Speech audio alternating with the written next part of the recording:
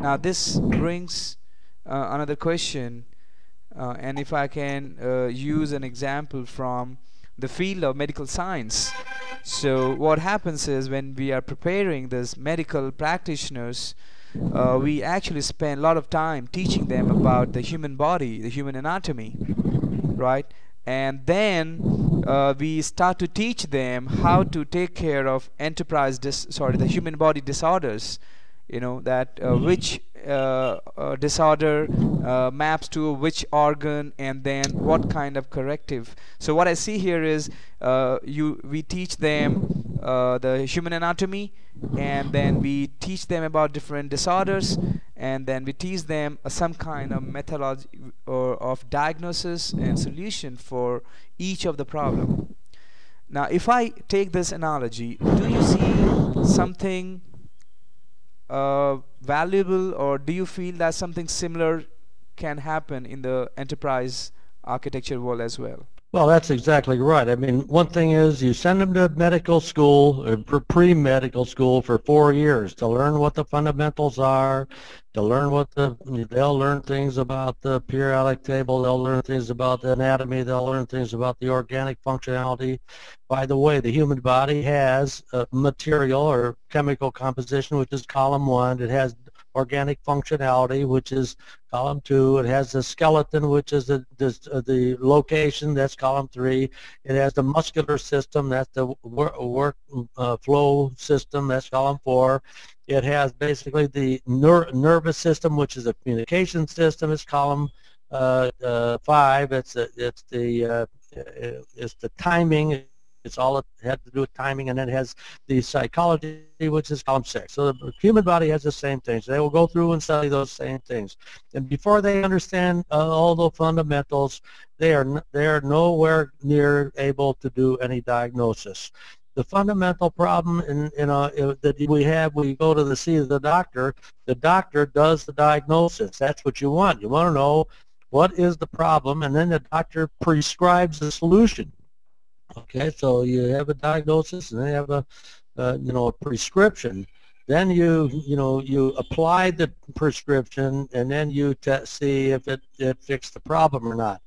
So if the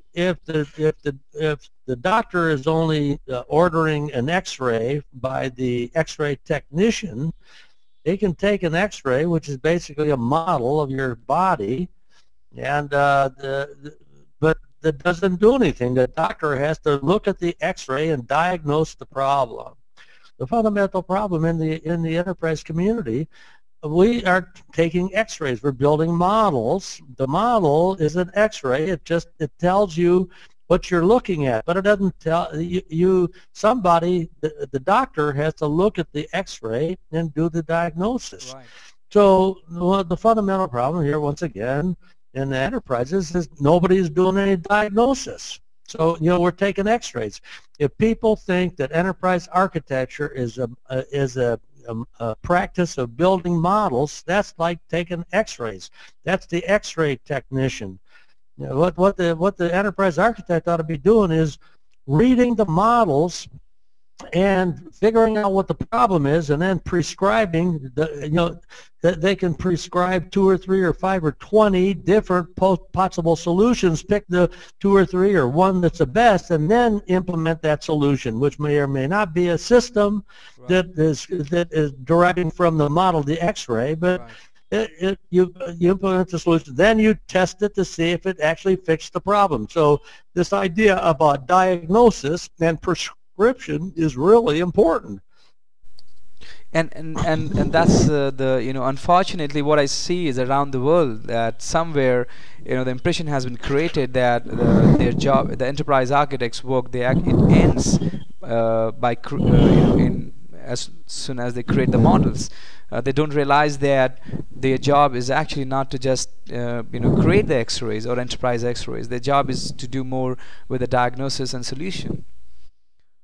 Absolutely.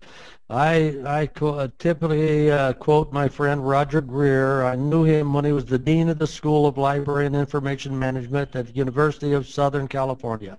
And he defined the service cycle. And phase one is a diagnosis, figure out what the problem is. Phase two is a prescription, find the potential solution. Phase three is to implement the solution, and phase four is to evaluate the result. The doctor starts with phase one, do the diagnosis, and then the prescription. The technician basically applies the solution and then evaluates. Right. So if you're not doing a diagnosis and you're not doing a prescription, you're not a professional. This was the point that Roger was making. The professional is differentiated from labor or from the technician by the ability to diagnose and prescribe. That's what makes it a profession or a professional. And the application of the solution, the application, which is probably a key word, application, and the evaluation is the technical issue. That's right. The technician. That's labor. It's not the profession. That's the labor. So it was a clear differentiation. So if we, the enterprise architects, if we're not doing diagnosis and prescription, we're the technicians. We're building models.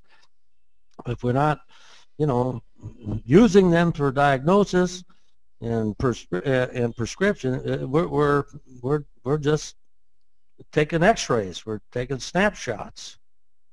This is very interesting. By the way, the snapshot is a point in time. It's only good the moment you take it. Just like the model, it's only good the moment you take it. Right. The composite construct is temporal. Right. The primitive components are timeless. The composite is temporal. Right. So the moment you create a composite model, which is a manifestation of the enterprise implementation, it's good the moment you create it, which is exactly the same as Fred Brooks wrote about in the Mythical Man Month, a seminal piece of work that was written probably 1970, 75 timeframe.